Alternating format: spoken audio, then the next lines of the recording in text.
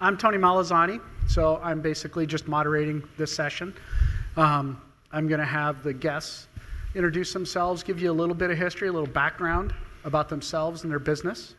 Okay. Just a couple of things. If you turn your cell phones off, please, or put them on vibrate. And we're all business people in here, so we understand if you have to leave to take a call or something like that, don't feel like you can't. Please do. And it's kind of a free-flowing session. So if you do have a question, I'd prefer you don't interrupt, but just raise your hand or let me know, and I'll certainly get to you as quickly as I can, letting people finish their thoughts, things like that. And last thing would be, this is all about you. So the more interactive this is, the more you're going to get out of it. So don't be shy, okay? If you have a question or there's a reason you're here, a specific reason you're here, certainly let us know, and we will help you discuss, talk about it. And again, if you have comments about something someone else, question they've asked or comment they've made, that's certainly open to discussion. Now, I've got a microphone here, so I'm going to run around and try to get it to you because it's actually difficult to maybe hear in other parts of the room. So just let me know again. I'll bring you the microphone and we'll proceed like that. Does that work for everybody? And we won't tell your other family members who aren't here what you said here. Right. So that's why the doors are locked and closed. All right, without any further ado, I'd introduce Dwayne Knockling. Hi, Dwayne Knockhand with Stone Interiors. I'm actually second generation in the stone business. We're fabricators, and previously my father started as a commercial installer. So we've had, obviously, 2 generations of the company passing down. We've had numerous partners over the year. We've had numerous other family members working for us over the years. So a lot of fun experience, good, bad, and otherwise, on this topic. Thank you. Fabrizio? Absolutely. My name is Alexander Zambrano. I own and run Fabrizio & Sons Marble and Granite Restoration out of Tampa, Florida. So we're semi-local. Second generation, just like Dwayne here. My father started the company under a different name in the Florida area in 1999. And again, as of 2017, I've been the sole owner. And we do restoration. So on the back end of the natural stone industry, we repair cracks, chips, make floors shiny again, showers, ceiling, things of that nature. You fix all the stuff we mess up. Exactly. When the installers mess it up, they call us. Ready to go with that. Right. And we charge a lot. That's what. Buddy? I'm Buddy Entre from Entre Stone Concepts in Bridgeport, Connecticut. I am primarily a countertop fabricator, Natural Stone Institute accredited. I am first generation owner. My son works with me. I have worked for another family operation, 2 generations. I worked for 2 generations of a 3-generation company, and in fact, that youngest of that generation works for me now in his retirement, part-time. So there's a kind of an interesting dynamic there, kind of coming full circle. So, awesome. Okay, and I'm Tony Malazzani. I'm from Great Falls, Montana. So we're a 3rd-generation company. We contractors. So we do terrazzo, ceramic tile, as well as the natural stone. And we do all aspects of natural stone. It's a small state, big area, so we have to have a little bit of diversification on our business to keep everybody busy. So that's just kind of a quick little background. So before we start with other questions, does anybody have anything they wanted to discuss? Nobody? you guys have the perfect families, right? Ah, Yeah, awesome. yeah. Well, we got to loosen them up a little bit. buddy. That's what it is. So really quickly, I'd like to have a quick conversation about succession planning. Okay, so how you guys are looking at that part of it, because that's usually a big issue for families. We'll get to the day-to-day management stuff here in a little bit, but if you could share just a little bit with your experience with your dad and then what you're doing with your partners. I was fortunate in the scenario that I was an only child. So I didn't have to deal with how things got split or passed between brothers and sisters and multiple family members in that sense. But the things I look at in that is being fair to your company as well as the next generations in that. You know, many of us as business owners go, oh, well, of course, I want my kids to come into the company and follow in our footsteps and take over the company. But it's something you always need to be cognizant about is that really what they want? You know, are they really interested in that, or are they just trying to do that to humor you?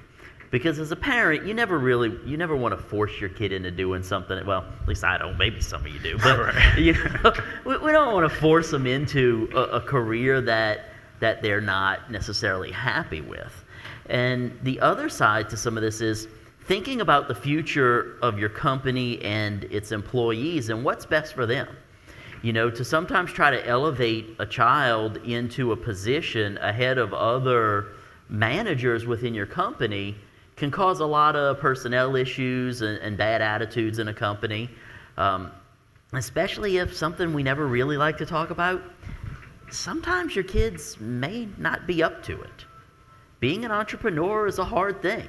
You've got to have the right mindset and stomach to deal with that. And a lot of times your kids may not have that they may have the desire to take it over, but they may not really be the right person. And that's something you've got to be able to consider and deal with as an owner as to how you handle those situations. And when you transitioned into ownership, there were other partners, right? You guys had... We did. At times we've had different other locations, partners right. as well.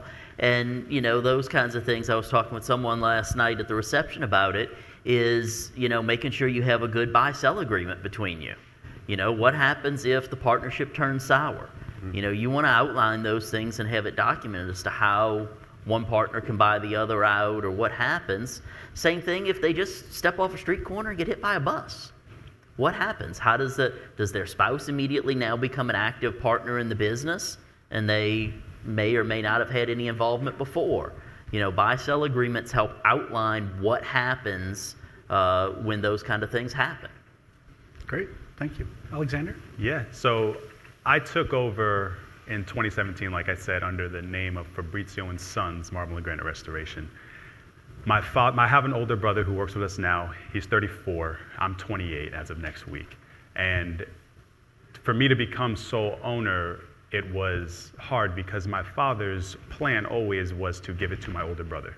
The older brother, the first one, the one who's put in more years than I, should take over ownership. But for a long time there, and no shade to my brother, for a long time there, he was trying to fit a square peg into a circle hole. My brother is fantastic at the restoration, doing the work, the labor itself, managing a job site. Those things are great. But when it comes to running a business, plus minuses, profit losses, bookkeeping, not taking a check so that way you can give a check, all things like that he's not the best at. And again, that's no shade to him, it's just not his skill set, whereas that was my skill set. So that was it wasn't rough, but it wasn't the transition maybe my father would have liked initially, what his plan was.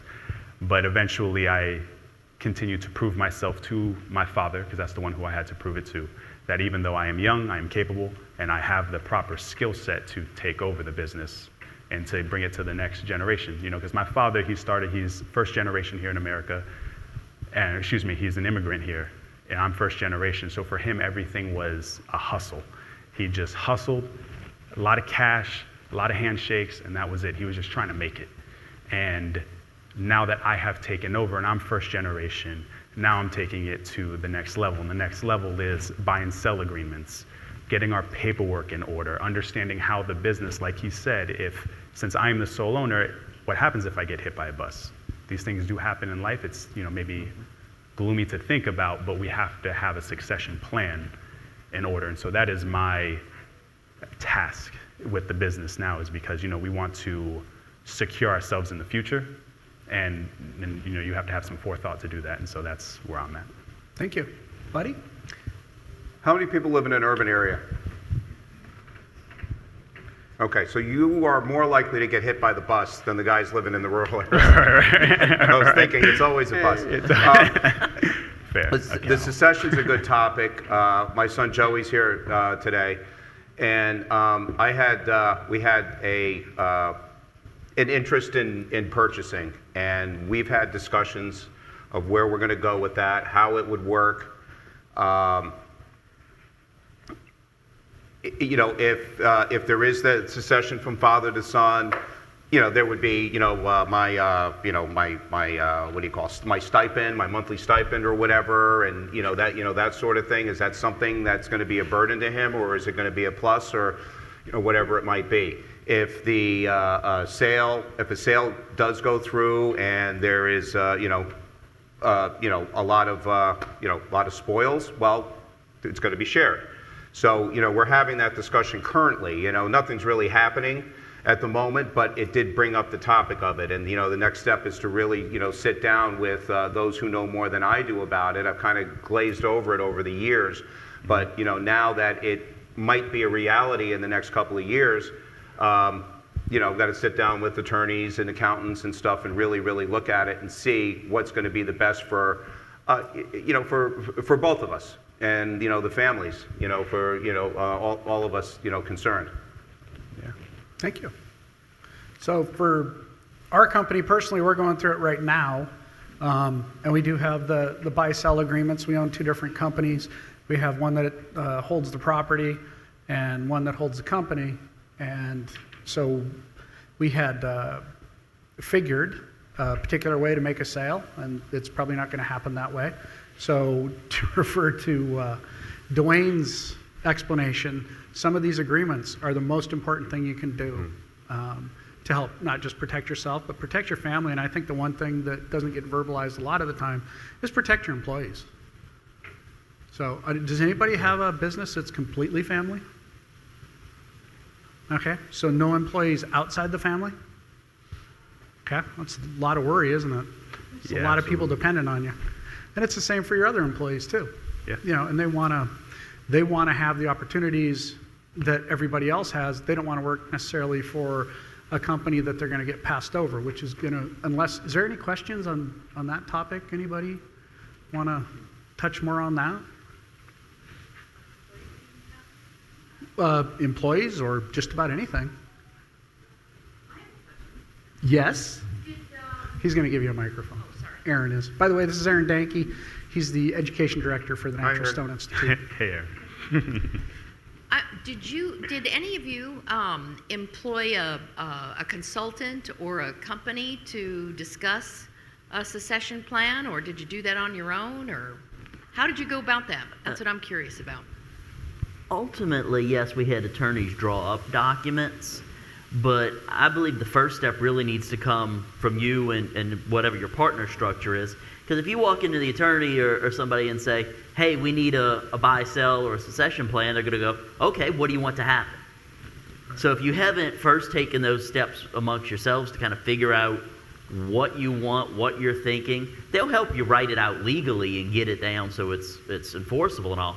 But if you don't have that discussion before you walk in there, you're going to walk in and waste the first couple of hours of fees with them just telling you, okay, now you need to go figure all this out and come back to me. They may help you some more if you get into tax questions or things like that.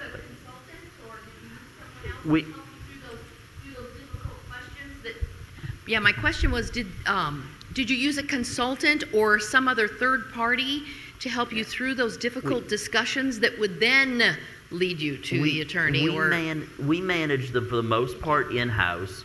We did at points turn to other experts, not like we would turn to our CPA because we're trying to come up, all right, well, what's the valuation formula we want to use? So we would turn to the CPA and go, hey, what's a way we can use to valuate to put into this buy-sell or things like that. But really it was just the partners at those times coming together and saying, okay, here's what we'd like to happen. No, I don't want, if I die, you need to buy my wife out and use the formula in the system, and you pay her out. Don't try to drag her into the company kind of thing and stuff like that. Yeah, I think, every year at the end of the year, my family, my father, founder, my brother, who we call general manager, and myself, we sit down, because those are the family members in the business, and we sit down and we talk about, first and foremost, the year, we talk about the future year, and we talk about the future. And so I'm typically the one who pushes those conversations forward, because as the owner, I would like to know what they are looking for, but those end of the year discussions really help us, so that way when I do go to the attorney, I know exactly what we're looking for and what we need to write down. And those intimate conversations are held, like he said, closed doors. So that way, even though I'm 100% owner, when the documents get drawn up, my brother, because he's my brother and because he's built it up, he is owed something.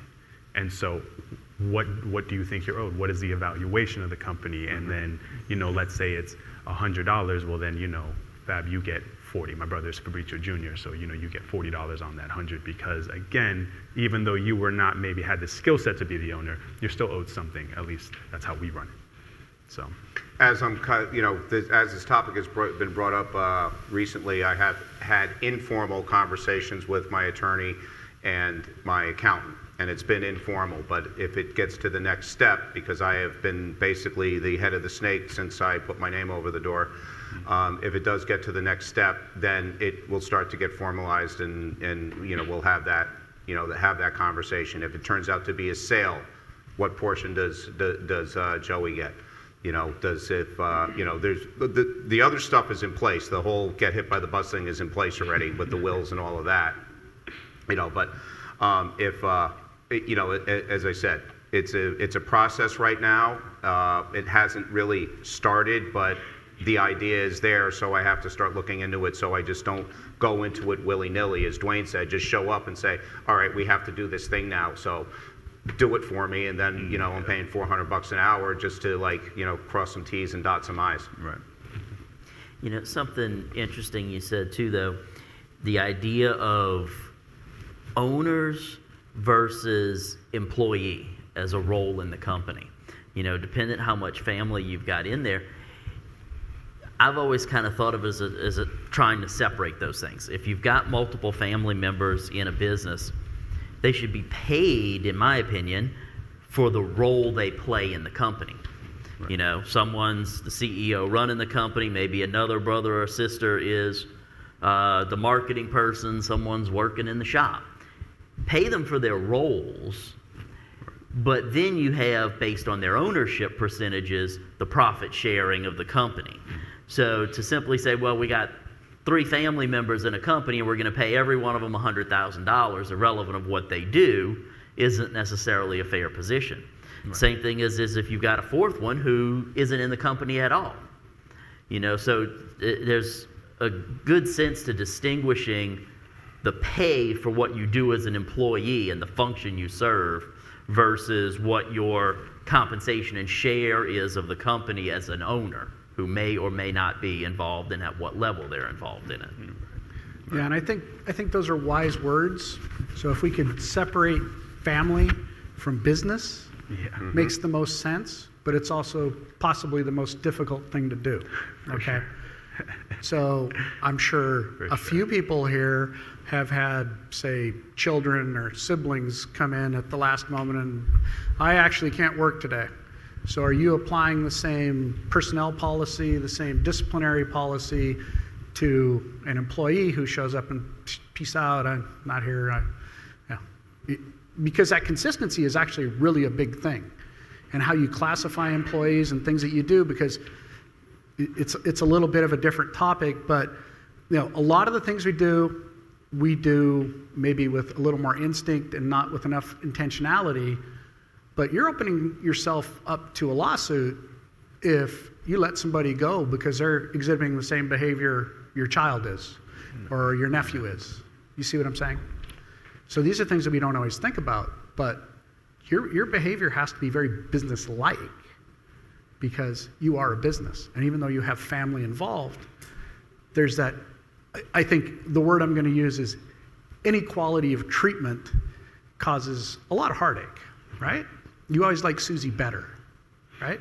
Don't bring that to work, I think, is probably key. Well, it's the idea if you hire a cousin or a nephew or something like that, that you need to be prepared that you have to fire them at some point, too. Oh, yeah. And I've had to do that. I've had stepchildren work in the business, and they are at the same age as Joe. My stepson is brilliant with his hands and engineering mind and everything, but he was unreliable. And I tried to give him every chance possible. And it just got to a point, he'd show up late and then get mad because the other guys didn't do it right. They didn't polish that edge right or something like that. And they're like, well, what the heck? You're just like strolling in here and, being angry about it. And I had to fire him. It took a while. My wife pushed me to fire him. And then on the other side, I had my stepdaughter working in the office for a while. And that wasn't working out. And when that didn't work out, you see, there was a different dynamic with my stepson because he was kind of, my wife knew he was unreliable. She told me fire him. With my stepdaughter, she was supposedly reliable and was trying and everything, but it just wasn't working. And when it didn't work out, well, I was on the couch for a little while, and so that's a balance I had to had to deal with. But it turned out for the best for both of them. They're in better places now with their careers and their lives. So that was difficult in the heart as well as in the head. Yeah, absolutely. Yes. I'm worried that, here we are working very hard, building our legacy. We are also second generation. Absolutely. So what happens if our kids are not interested in running the business? What do we do? Yeah. Send them to college Yeah. And they're or not a different trade. and they're not interested in the business. So is the plan to sell? What should we do when that happens? I think you run into two pretty clear scenarios there. One is you continue, as you reach a point when you're ready to start stepping back, you have to have a number two in the business who's going to take it over. Right. So if you want to continue to own it as an investor, so to speak, as you retire, you've got to have a general manager or CEO or somebody who's going to run the business and be well compensated for doing that, or you look for a sale. Absolutely. If you don't mind me asking, how old are your kids? Okay, yeah. No, absolutely. Well, as a son of a father who had a company, he allowed me to go out into the world. I didn't grow up saying, I'm going to work with daddy. My father was a pain and I don't want to deal with him. I didn't envision myself working under my father. I didn't envision myself working with my brother, owning the company. None of that. I wanted nothing to do with it. The moment I graduated high school, I'm from Tampa. I went to West Virginia University. If I could get away, I got away. But as I went through life, if you will, I got a job as a front of the house in a restaurant, and I saw the way in which the general manager of the company was talking to me, and everything at that point started clicking that my father was telling me. And so, almost like the Bible story, the prodigal son, you got to allow them to go, so that way when they do return, it's on their own terms. And then if they do return on their own terms, then it's a proper fitting. If you're trying to force it down their throat, it may not click, it may not work. Sometimes it does, but it may I not. hate when those old guys are right. Yeah, old guys. Who likes to listen to our I parents. know both of your fathers. Okay? Yeah, right. So as a third generation business owner, I went through that, and when my father owned the business, he had a brother in the business as well, and we worked whenever we needed to work, and we were probably from the time we were 6, 7 years old until out of college. Okay, so we were always tasked with whatever needed to be done because it was the company, and the company has the same name as a family, so it was a really big, important deal, right? My take on it, what I did with my children was they could do whatever they wanted. If they wanted to work for me in the summer or whatever, that was fine. I made them work for me their freshman year of high school so that they understood what happens at the business. Okay, both boys and girls. And when they left and went to college, I preclude them from coming into the business right away. They have to go do something else for 5 years, at least 5 years. And that gives them, I think, what Alexander's talking about is Absolutely. a particular sense of perspective Right. in the difference for how they're being treated in the family business and what's required in family business. Because honestly, all your children are outliers, whether you know it or not. Because you're sitting there at home at dinner, and Alexander's talking about, this machine broke down, it was a belt drive, and the clutch on it went, and and these guys, they're listening. Whether you know it or not, they're listening. Absolutely. And they understand. Okay, so who would sit around the table for 20 years listening you complain about employees and want to do that? You'd have to be crazy almost, right? Right. Okay, so I think there's everybody has a particular way of doing it, but I would absolutely agree. I think the one thing you don't want to do is set your children up for failure, or whoever buys you out, right? Which is part of the valuation things and everything else. But the other thing is, do you really want to create a life of misery? I mean, isn't life tough enough at that age, getting married, having kids, whatever it is, right? Plus familiar relationships. So, I'm not saying you have to make it incredibly easy for them, but I think it does have to be a cognitive decision of their own to want to do that. Absolutely. And one more thing, my father, we spoke about it at dinner this past Sunday, but my father, I was always at work. If there was a Thanksgiving break, a Christmas break, a summer break, even a quote unquote sick day, I went to work with my father. So I grew up with an understanding of what paid the bills, what kept the roof over the house, the food in the fridge, right, the cars in the driveway. I grew up with that understanding. So when it came time for me to choose my own path, I had already had an understanding. I went and gained perspective, and then when I came back, it wasn't like I was starting from ground zero because I knew what was going on. To piggyback again off of what Tony was saying, no one knows you like your kids, and around the dinner table, I'm talking to the wife in front of them, I'm on the phone with customers, and we're talking about the things that are going on. The kids are listening. Now they can pair that with them going to work, and so when they go away, again, they can have their perspective, and when they come back, they're starting from something and not ground zero. But right now, they are completely ignoring Yeah, you. they're ignoring. They're just drawing. Those are my kids right there. They're just drawing. They have no idea what's going on.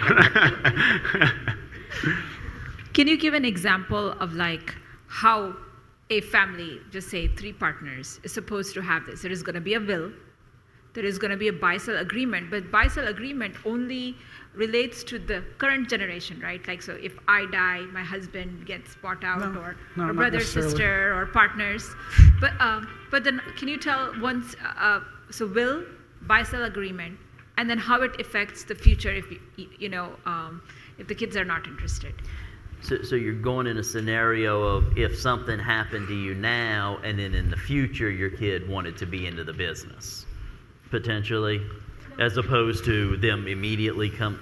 So for right now, buy-sell agreement only is for current situation. The current partnership, yes. Well- So, I mean, in theory, within that, you could spell out that only my current partner can buy me out. They need to buy me out, and it wouldn't be offered. I mean, the proceeds would go to my children.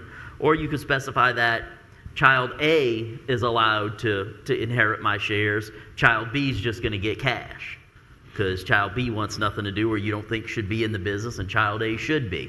So I think you could specify within that some scope of how you may or who would be permitted essentially by your partner to buy in, because your partner is saying, well, if you're going, I don't want your kid in the business. I want to buy your family out, get that, and I don't want that person in the business. Or they're saying, yeah, I'm fine with that child or that spouse being involved in the business. So that's where that conversation has to happen. To some extent, it's your choice, but it's also equally your partner's choice in that, because that partner may recognize things or see things about that other generation that they either really would love to have in the company or may not want to have. Is your partner within the family, or is it a different, from a different family?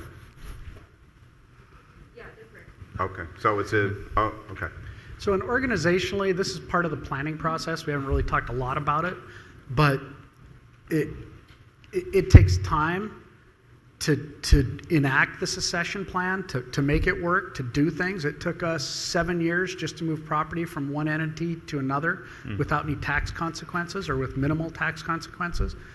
It sounds like a really simple thing, and somebody in here is probably like, oh yeah, you just slap it in here, slap it in there, whatever. It's how it went for us, okay? Right. But to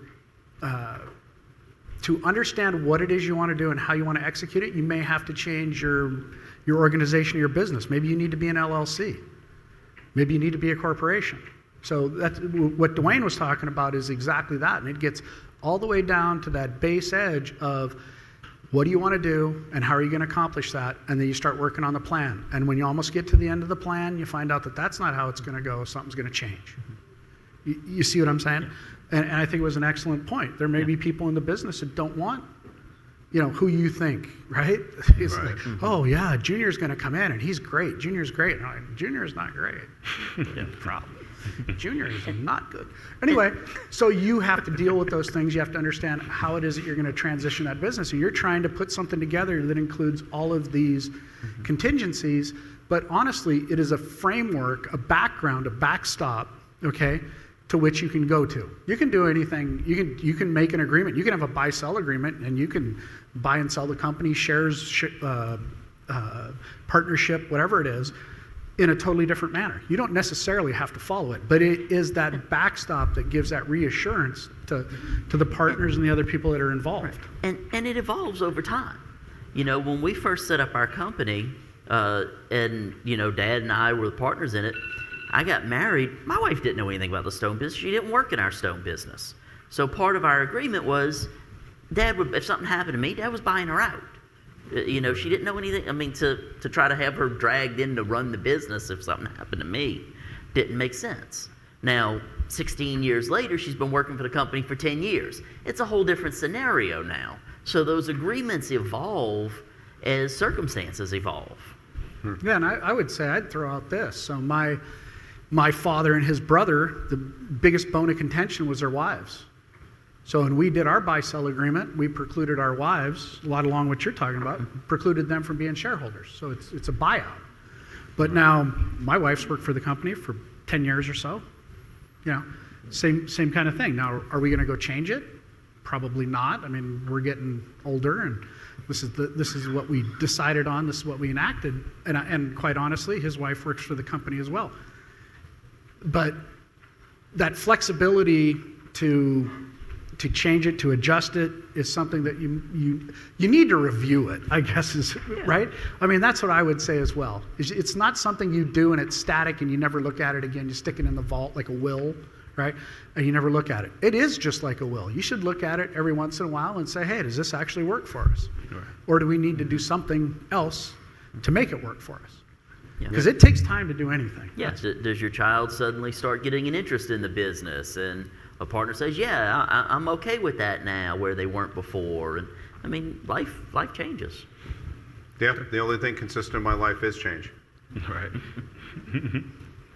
And we have to change along with it, otherwise we get left behind. So, you know, it's not, even tomorrow is going to be different than today. Yes, sir. So we're set up very similar as far as an S corp, and then the property is held under an LLC.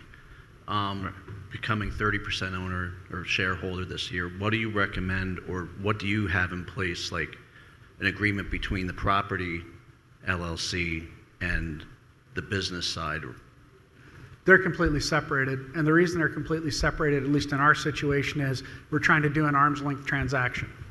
So if you think of, you know, all along our planning was, so he had a son-in-law involved in the business who has now left and gone started his own business, which is strikingly similar to our business. But that's for Christmas. No, seriously, I mean, this happened. So here's a for instance. So my brother-in-law learned all of his trade skills from our company and was working on the side, so to speak, from our own company in a really small town, right? Which is just asking for issues. And then the same thing with this, my brother's son-in-law. So, you know, these things happen, and that's part of it. I don't begrudge anybody for making a living, and if that's what they want to do, they feel that that's how they want to do it, that's fine. But the point being for us was to monetize that LLC with lease payments and to avoid the tax consequences of there's no IRS or No, hopefully not. of the sale, right? That was the whole idea. So, and it's not going to probably work out that way. I don't know exactly how it's going to work out, but yeah, I mean, at least it gives you some flexibility. Yeah, I mentioned I worked for another family for 18 years. And when the old man was, when Georgie Maselli was moving on and retiring, Mark, his son, got the business, his two sisters got the property. So they, you know, he split it up that way. They weren't like, well, this is worth 5 cents more than that, and, you know, they didn't bicker about it. They, you know, basically, Mark had the business. The girls never worked in it at all. So, you know, so I got to witness that and get, you know, a little bit of, you know, experience by proxy somewhat for, you know, when and if that situation comes down my road. Do you have like a first right of refusal in place Yes. or anything like that? Oh, absolutely. Okay. That's probably one of the biggest. I think that's one of the most important things that you can have in your buy-sell agreement. So in other words, the valuation is in there, obviously, but you know, the whole world's gone crazy, right? And so I wouldn't be surprised if somebody walked through the door, like Buddy's talking about this sale, right? So you're a partner, somebody comes in and they say, well, I'm going to give you, 150%, 200% market value or valuation, your set valuation. Now it's incumbent upon you to say, okay, I'm going to match that.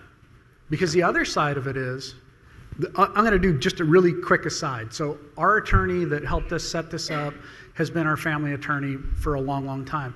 And I had a conversation with him one day, and we were talking about just exactly this, second generation, third generation, succession. He's like, it's totally different. And the way he set it up with my father was 50-50. And he goes, if I do a 50-50, chances are that business will survive. If I set that ownership up in a different way, chances are it won't. To include employee-owned company, so something like that, which is, that's a totally different beast. We could spend 12 hours on that one. Just a management based on, you've been here, 5 extra years or whatever, shares, moving shares, things like that. It's like if it's consistent and it's understood and that's what it is and everything's 50-50, everybody's going to probably hang around. Because number one, in that particular situation, believe it or not, family businesses are an incredibly great organization. They are. They can strengthen a family. They can tear it apart too. But right. But no, it's that right of first refusal that gives you the opportunity to retain the company. Because for a lot of people, believe it or not, like one of my sons is getting into the business, and I didn't think it was necessarily that big of a thing to him. But you know what? Even your kids, anybody that's been in the business 5 years, 10 years, right? You go to their school and they're like, oh, you're the tile guy. Yeah. You're the stone guy. You're the restoration guy, right? They know you, they know your family. And whether you like it or not, your children are getting this associative identity from that. Right. They are literally outliers. So it's it's a different experience for them. If you haven't been through it before, you don't necessarily understand it. And for those that are first generation going into second generation, you may or may not kind of comprehend that whole, your entire life you're associated with it. So there is some of that. I was going to also throw in another term for y'all of managing partner. So even when you're in those partnerships with, be it family or other people, it's important to understand who the managing partner is. Now, if you're in a 50-50 partnership, but one of you is still designated as the managing partner, which means you essentially still have control of the operations. So we had a scenario where we had a partner who was basically stealing money from the company. Because my father was the managing partner, he was able to terminate her as an employee. We still had to go through all the processes of, buying her out, because that's what, she still owned shares, even though she had been terminated as an employee. But being the managing partner in that does also convey that person some other special powers within how things happen if things go bad. Yeah, and I think that's a huge thing, because there's nothing worse than two bosses. Right. Yeah. Right. Yes. Do you guys have any experience with mediation? Like you had a blowout fight at Christmas time and you just want to fire the fucker? Yeah. How do you guys handle that? How do you handle that? From experience, about a year ago, can ask my wife up front here, me and my brother got into it. For a personal thing, it wasn't even a business, personal thing. Got into it, broke a door in my house, the whole thing. We were at each other's necks. And our mediation, for those that are working in, again, family businesses, depending on how many family members you have, our mediation was my father, the founder, because it was his two sons getting into it, and having a blow up. Very hard to deal with someone on a business side when personally I'm trying to punch him in the nose. And so it gets very difficult. But the mediation came from my father. And then again, at the end of the year, when things kind of cool down, we always have that talk at the end of the year where we can discuss the things. So hopefully, because I'll speak. If I have something that's going on, if something's irritating me, I can sit you down, I'll speak to you face to face. My brother does not want to talk. He will let it dig at him, and then 9 months down the road, he's gonna blow up. It gets very difficult. So I try to put people in positions at the end of the year where they have to talk about things, the positive, the pros, the cons. And so hopefully, we don't lead to a blowout, but it happens because it does. I'm telling.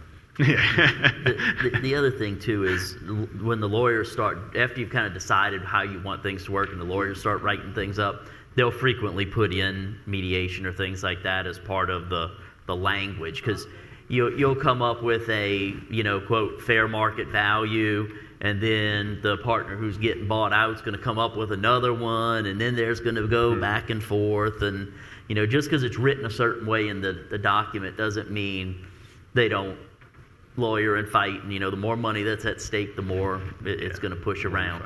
So a lot of times that will be included in the legal. Mention as you age, because I'm the first generation, my husband's third generation. So we just had a death in a family, so that the structure changed completely. Right. Now, my husband's third generation, so now they're fighting because that one person gone. So now at that point, do you see an attorney after the little powwow and then restructure the company? Yeah, I think you sit down, have your powwow, decide what y'all, hopefully it's amicable at that point. Right. You come up with your plan and then get your documents updated. Yeah, absolutely. Yeah, and I think that's going to happen, and I think it's probably more likely in a family, okay? Because, it might be about something that happened when you were 12 and your brother was 10, okay? And it was never really resolved. Right. Okay. Did that happen to you, Tony? Yeah, speaking from the heart. Once a week. But I also think it's important if the first time it happens, the second time it happens, whatever it is, that you sit down and resolve what that is, if you understand what I'm saying. So, right. Yeah, If no, you need it. If it has to You be need in it. writing, it has to be in writing. I mean, it may be a void in your governance, right? It may be an open area, or it may just be, I told you not to buy that machine, you bought the machine anyway, and, I completely disagree. Where an employee would never think to, push their advantage in a situation like Dwayne said, it's like, okay, you're the shop manager, and they're like, nah, I'm your sister. You need to listen to me. Yeah. So there's some of that too as well. Yeah. Yes. I just have a question in regards like siblings. I have an older brother. I'm in a family business as well. I'm actually the baby of the family, so I'm the one that's here now in the family after I did my own thing, came back as I matured, Yep. My brother, he's the type of person your brother was. He just let everything hit him, and then at the end he exploded. He went, did his own thing. He's doing good, doing whatever he's doing. But my thing is, he's somebody that's very beneficial to our company, just as in like selling, he's great with the customers, great with the contractors. How would I approach him to possibly open his mind back up to rejoin the business? Yeah, well, I'm the baby. I have an older brother, I have an older sister. So, and then I understand too, you go do your own thing, you come back. And then a lot of times, especially in my personal experience, my brother, he's the one who works, doesn't really respect me because I was not there when he was there, right? So, but when I talk to him, again, it's a powwow, it's a Dr. Phil session, like we talked about. You can't force anything on your brother. It's impossible. It's impossible. And if you do, it's not going to be the way in which you envisioned it. So you have to allow him to come back. Again, going back to the prodigal son kind of scene I set, but you got to approach him honest. Again, have your Dr. Phil session, your powwow. Be very honest with him, in my opinion, and hopefully that will lead to him then coming back and being honest to you. But it's a two-way road. Be honest and just be open. Thank you. And not knowing your family dynamic in that, I don't know if he had ownership and left and still has, if you now own, those kind of things. But, that may be the scenarios too of creating or presenting an opportunity that he would view as fair versus what you may be offering he may not consider as fair. Even if it is or isn't, he's got a perception in his head. Right. So to some extent, you've got to try to understand why and where he came from in that position and what it would take and whether that's something you're willing to offer in it. Yeah, absolutely. A lot of times too, there's I'm sorry. Yeah. Does he want ownership? That's not a conversation that we had yet. Okay. He's just been doing his own thing. It's been, I think, almost over 2 years now. It's just business. Make him an offer. Yeah. No, I'm serious. No, I mean, absolutely. that's the thing. You kind of drive ourselves crazy about, they're going to say this or they're going to say that, and quite honestly, you deal with them like you deal with anybody else. Yep. Everybody needs to eat. Everybody needs to have a situation where they can achieve their dreams. Okay? For sure. Now, if he wants ownership, that's one thing. If he doesn't, make him an offer. If he's that great, it's going to be top of the market, and he'll probably take it. Yeah. If not, you tried. Yeah, you try. And then you gotta have your do mom sure. call. Yeah, right. So when you are awarding to another family member, what is the best way? Is it trust or is it gift returns? I hit a little trouble here Yeah. when you're doing Trust or gift, like gift tax, like gift, you can gift up to in certain terms of things. trying to transfer Yes. ownership. Yeah. That's up to Wow. the lawyers and Okay. accountants, I would say. So, Yeah, I mean, that gets into. You can put things into trusts, but there are tax implications with that. The way we traditionally did it was a lot through gifting. We wait for a real bad year when values are lower and transfer, Right. percentages at lower values and not in higher value years and things like that. And over enough years, like I say, fortunately, I'm the only child. I ate my twin brother in the womb. So that's what my dad always said. But, so Wow. I didn't have to worry about that dynamic of, okay, well, if I do this, then I got to do this, and how do you split those estates? So in that scenario, we were much cleaner in that sense. But if you've got other partners in the business trying to transfer your shares to your children or whatever, maybe contingent more on what you've got in those buy-sell agreements too, whether that's a permittable. and so like we were talking about the transfer. gentleman behind you, transference or payments of rents is one way to do it, to avoid a lot of it. So, I mean, it just depends, exactly what Dwayne said, and that's kind of a attorney, accountant sort of a conversation, because the value of it, the speed with which you want to do it, and I love that you use the word trust, because the whole gifting thing is trust too. So there's a problem with that, in that, if someone passes away in the middle of gifting shares or something like that, unexpectedly, that now rolls into an estate. Now that's, another issue. And that's the other thing too. We didn't talk much about it because it's more of an agricultural type thing, but you do have the ability to also put the land in like a trust or something like that. And that's also a way to take care of other siblings and things like that, if that's what you're worried about, is, dispersing some monies to them. That can be done through an actual trust that holds property. Okay, does that make sense? Okay. Anybody got any other questions? Anybody? No? Wow, that's fast. That was easy. Yeah. Something else I'll just throw out there too. Considering if you have spouses working in the business with you, in our structure, I own the company. My wife does not own any of it. She owns our house and other properties outside of the company. So for legal and liability type purposes, if something happens in the company, we try to keep those things separated, so that if she owns the house and the company, then we lose the company, we potentially lose the house and things like that as well. Right. So as you're organizing and structuring things like that, those are things to keep in mind as well. I have the same setup there. And you were talking about it earlier, and that's part and parcel of the reason that you separate that, the valuation, depending on whether you own the buildings or what your situation is with your company. But that real property, can be, very susceptible to very quick things that, you don't really necessarily have a lot of control over.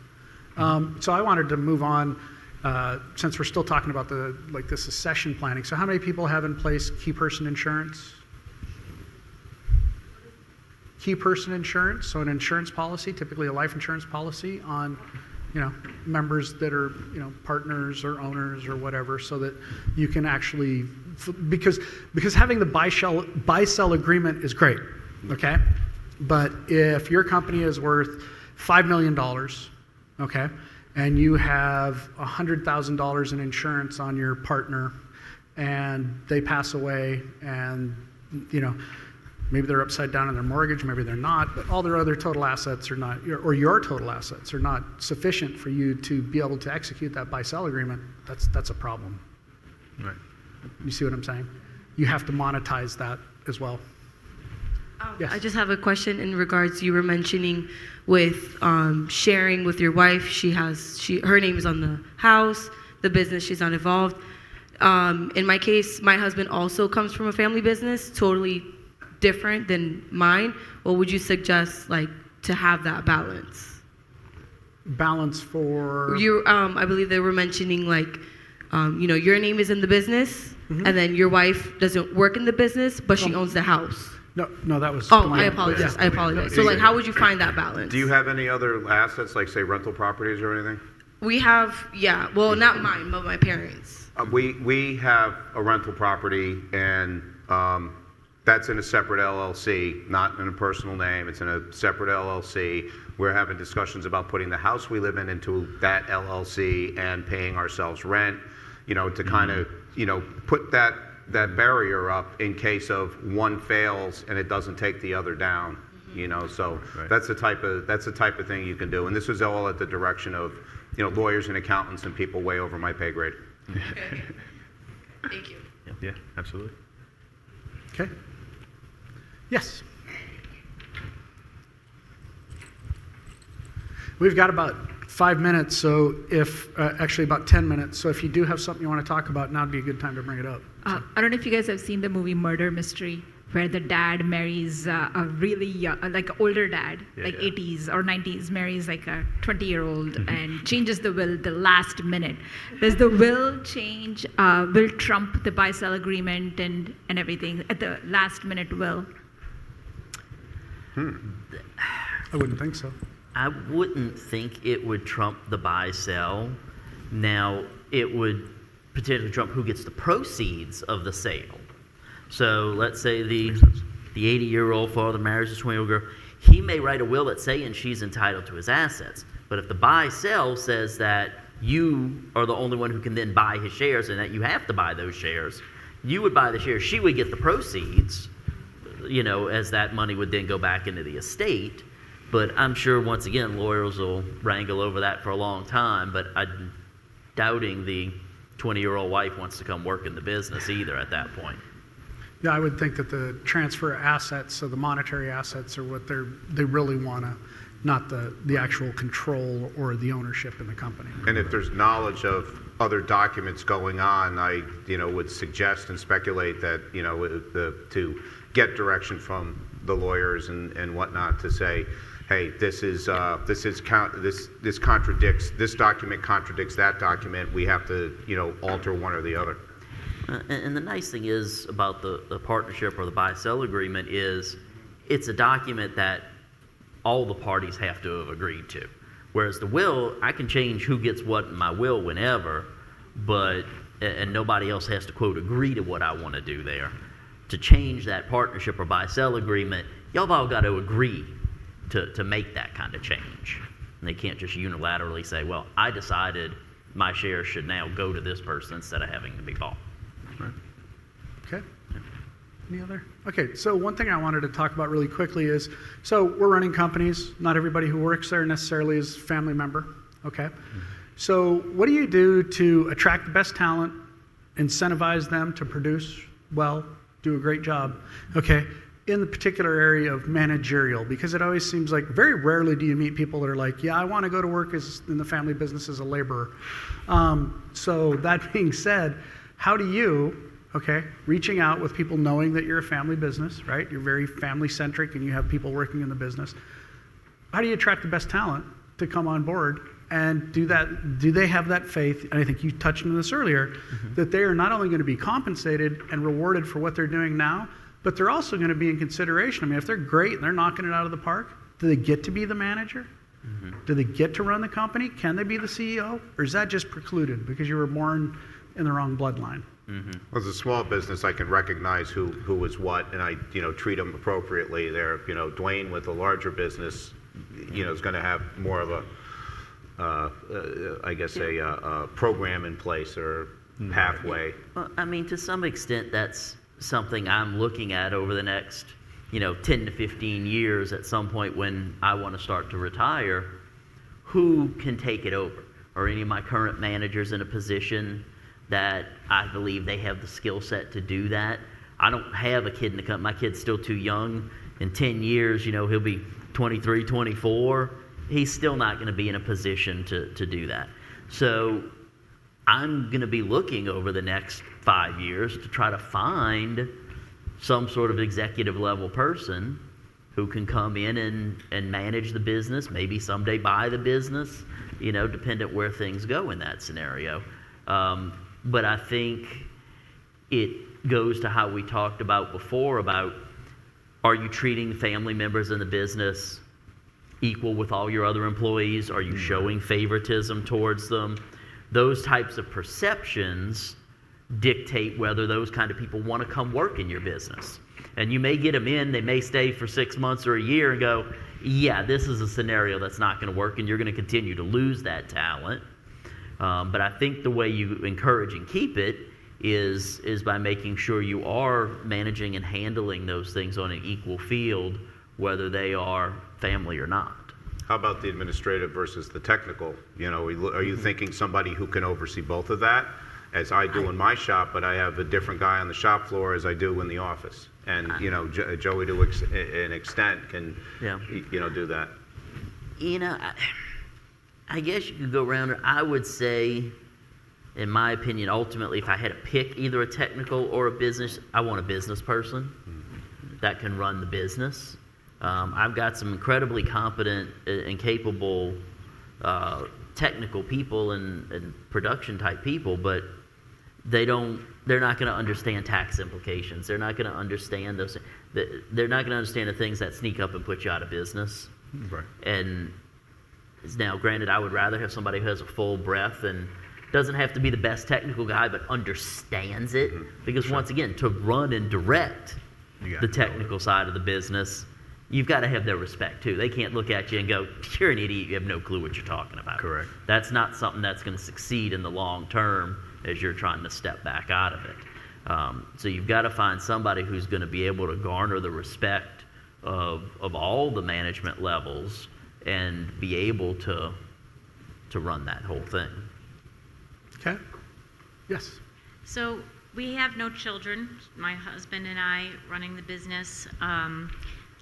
If my parents outlive us, then both of our parents would be the one, and siblings would be the ones that would inherit anything that we have. My father does work for us and has a lot more experience than us, but now he just works for us as an employee for these next couple of years until he retires.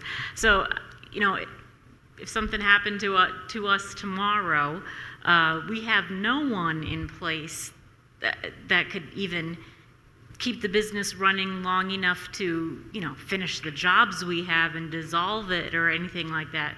I do have two fab guys that have been with us for like 15 years, but they have no business sense whatsoever. They can get the jobs done, but that's it. So I guess my question would be, in a situation like this where we don't foresee anybody within our organization that could do any type of takeover or anything like that, is there any type of outside person besides, I don't know if it's just an attorney, that you could go to that would help you, okay, now either how do we dissolve this business and sell off the assets, or find somebody that may be interested in just buying it all? Well, I know your father, and I know he'll do the right thing. He's like out. He's 70 now, and his health is not good. So he's basically, I don't want to put any burden on him because of that situation. So I guess that would be. I guess is there some kind of professional type thing you would go to out there that could help with that? Probably be looking at is whoever you would appoint as the executor of your estate. Now that could be an attorney, it could be a family member, it could be a friend, it could be almost anybody you want, and explain to them, hey, all right, I want you to wrap up the business if that's what you want, or I want you to try to find somebody to sell it to and then give the proceeds to my nephew or whatever it may be, you know. So you still have to kind of decide how that you would like to see that work out. But in theory, that executor would then go through the process of trying to pay off, just like they do a personal estate, accumulating all the bills, pay off the bills, return the deposits that aren't going to get done, and sell off and try to wrap up that business. It becomes a pretty big task for them, and usually executors like that would be paid by the estate as well for their time to do that. And I think it's partially, too, an organizational issue. You need to get somebody in there that understands what's going on, if you understand what I'm saying. I have a question that I would pose to everyone. So if you were to have a stroke and be incapacitated, which is legally much worse than dying, what would happen with your business? Who has access to make payroll for your employees? Who knows where all the bank accounts are? Okay? So this is something, you know, and not, I wouldn't make light of it in the fact that, you know, most of us have children or whatever. I mean, this is a nightmare scenario. And it's very possible, you know, we just went through COVID, which, you know, could have those kind of effects. So it's not always this strange, crazy idea. But you should absolutely have an emergency plan that includes just exactly what you're talking about, okay? So what happens to management? How do we finish the projects? Who's going to take care of that? Who even knows what projects we have? What do we have under contract? What do we have pending under contract?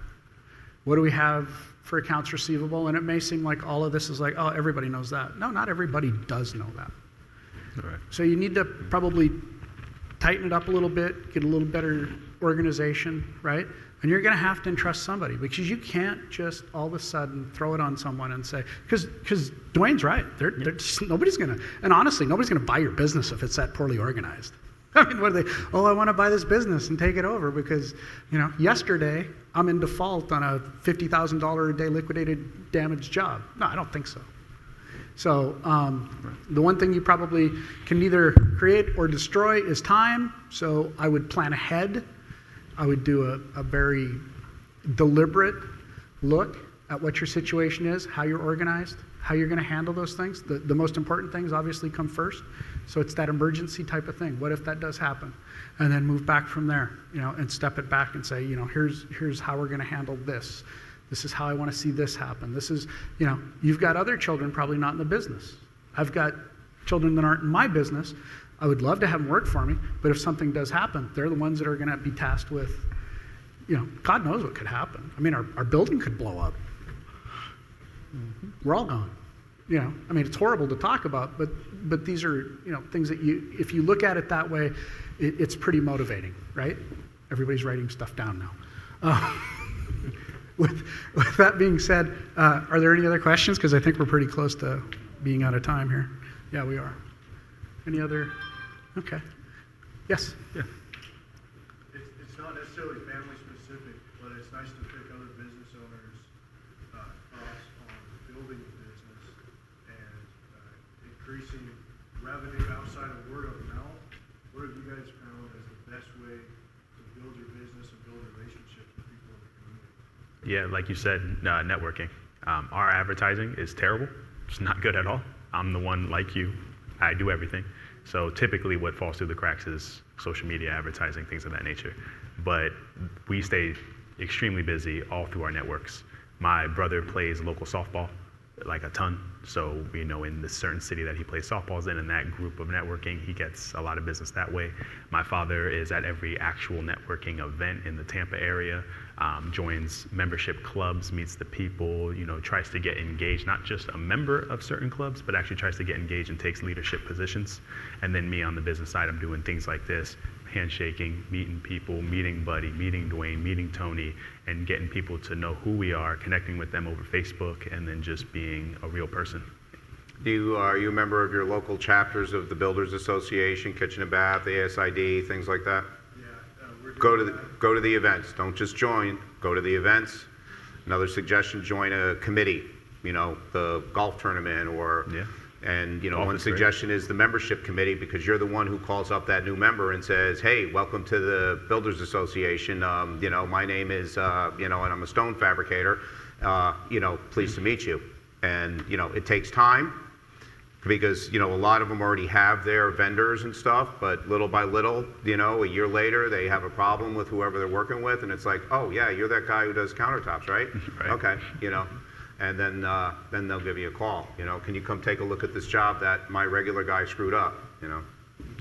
I think that all those are great points, but also think about what is your business? Who are the customers you're trying to attract? Are you attracting retail customers? Are you looking to attract builders? Are you looking to get into big boxes? What is that type of business you're trying to grow? Because there's different avenues and tactics for all of those different types of business you may be trying to get. Yeah, we've done tile installation for about 15 years, and we just opened the showroom about a year and a half ago. And so, like, right now we got plenty of customers coming in for install, but building the showroom side of it, obviously we use it with our own install customers, but outside of that too, trying to attract other tile installers to buy tile from us and build partnerships with them. And we're not going to try to steal their work, but we want to help out with their customers. Yeah. One, just as a comment, seems like one of the things that works, or I found that works most lately, is just take them out for a beer. Yeah. Chat with No, them. for real, guys. Yeah, be a person. The You know, be a guaranteed person. win, hire a family member. Yeah. Yeah, but be a person. It goes a long way. And you hit it right on the nose. There's a lot of people who call us, they have an issue. Again, we do restoration, and they think we're going to take their business. And we're not. We'll help you with your problem. And there's enough stone for everybody. There's enough tile for everybody. There's enough jobs for everybody. So if you show them that side of you, just be a person, be nice, be kind. You know what I mean? It goes a long way. Because a lot of, go on. Yeah, no, go ahead, Commissioner. Yeah, but a lot of our customers are friends. That beer thing works. Have you ever been in an airport and been handed a flower by somebody in a white robe? Well, That was years ago. Yeah. They don't let those. Is he not a showing his thing. age? Because I don't It's know. not a thing anymore, buddy. They hand you the You flower. gotta have a now flight. you feel like you have to give them something. So you take them out for a beer, they might subconsciously think, all right, I got to give this guy at least a chance to price the job. Yeah. Usually by the time we leave, we're closed. Yeah, Well, absolutely. you only buy things from friends normally. You don't buy a lot from enemies. Correct. Well said. With that being said, we'll be up here for a few minutes if you have any other questions. We got to close out this part of the session, but I appreciate your time and attention. Thank you, And everyone. if we would thank our panelists. Yeah. Thank you. Thank you, gentlemen. Thank you. Yeah, for coming. thank you guys.